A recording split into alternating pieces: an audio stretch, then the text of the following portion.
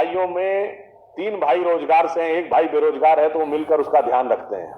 बेटा बेरोजगार है तो बाप मरते दम तक उसका ध्यान रखता है, क्योंकि हमारे यहां कहा गया जो कमाएगा वो खिलाएगा, जो आया है वो खाएगा।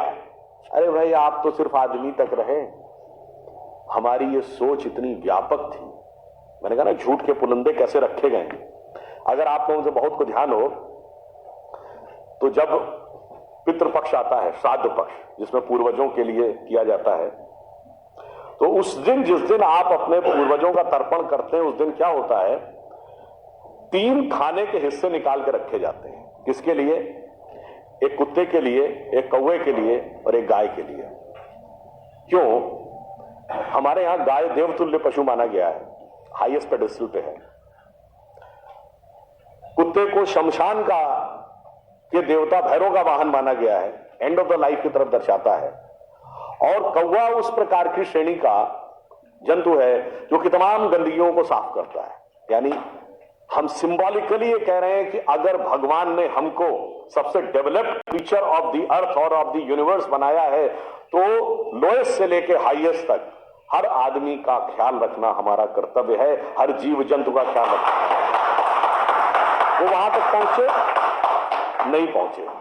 इसीलिए मैं कहता हूं कि सिस्टमेटिकली बैठकर आप लोगों के दिमागों में, हम लोगों के दिमागों में 2-2, 3-3 पीढ़ी से ऐसी चीजें बैठाई गई जिसके ठीक उलट थी।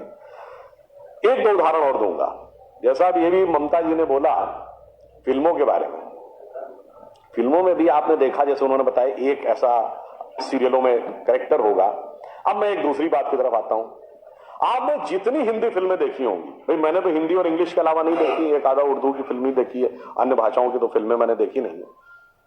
मगर हर हिंदी फिल्म में शुद्ध हिंदी बोलने वाला कैरेक्टर या तो विलेन होगा या कॉमेडियन होगा। ये धीरे धीरे हमारे दिमाग में बैठ गया। हीरो क्या बोलेगा? 60, 70 और 80 के दशक तक उर्दू मिक्स्ड हिंदी बोलता था, पिछले 20 साल से इंग्लिश मिक्स्ड हिंदी बोलेगा।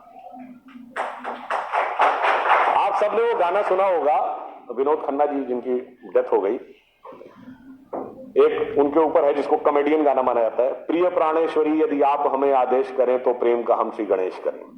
ये गाना क्या माना जाता था? कॉमेडी का। और एग्जैक्टली यही गाना, यही वर्ड्स का गाना, इब्तिदाई इश्क में हम सारी रात जागे अल्लाह जाने क्या होगा आगे, यह अच्छा गाना। और इतना ही नहीं, जी हाल मुस्किन मुगम्बुर रंजिश बहार हिजरा में सारा दिल है, इसमें दिल के अलावा कुछ समझ में आया नहीं। हिंदी के शब्द आ जाए, अरे साहब बड़ी कठिन हिंदी, बड़ी क्लिष्ट हिंदी कहां से ले आए, अगर साफ साफ उर्दू भी बोल दिया ये कहां ले आए, अंग्रेजी मिक्स्ड होना चाहिए। भाई अंग्रेजी मिक्स्ड होकर हम देखिए, ये सारी चीजें हम लोगों के दिमागों में बैठा ली जा रही हैं। हम कहां जा रहे हैं? एक छोटा सा उदाहरण आपको देता हूं। मैं किसी भाषा के प्रति सम्मान या असम्मान नहीं व्यक्त करना चाहता, एक तथ्य सामने रखना चाहता हूं। अंग्रेजी भाषा में केवल 5 वॉवेल हैं, A-E-I-O-U, केवल 5 वॉवेल, और मात्रा पाई जैसी कोई चीज ही नहीं है। इसलिए इसमें साइलेंट का भी प्रॉब्लम है और एक्सेंट का भी प्रॉब्लम है। एक कश्मीरी और पंजाबी जिस एक्सेंट में बोलता है, एक बिहारी जिस एक्सेंट में बोलता है, एक तमिल और केरलाई जिस एक्सेंट में बोलता है, उसमें भारी अंतर है। मगर जिन लैंग्वेजेस की फोनेटिक्स डाइवर्सिफाइड है, अब जैसे उसमें मैं एक एक्सट्रीम एग्जांपल देता हूं, संस्कृत। आप वैष्णो देवी के मंदिर जाइए या तिरुपति बालाजी के मंदिर, काशी विश्वनाथ या कामाख्या, जब पुजारी मंत्र बोलना शुरू करता है एक्सेंट में कभी डिफरेंस देखा है? वो भी तो उसी इलाके के हैं। क्यों? क्योंकि आपकी लैंग्वेज की फोनेटिक्स डेवलप्ड है, साइंटिफिक है। उदाहरण के लिए आप सब ने कभी ध्यान दिया हो या ना दिया हो, हिंदी में कहते हैं ना काखा गाघा अंगा, का जब बोलते हैं तो जबान कहां लगती है?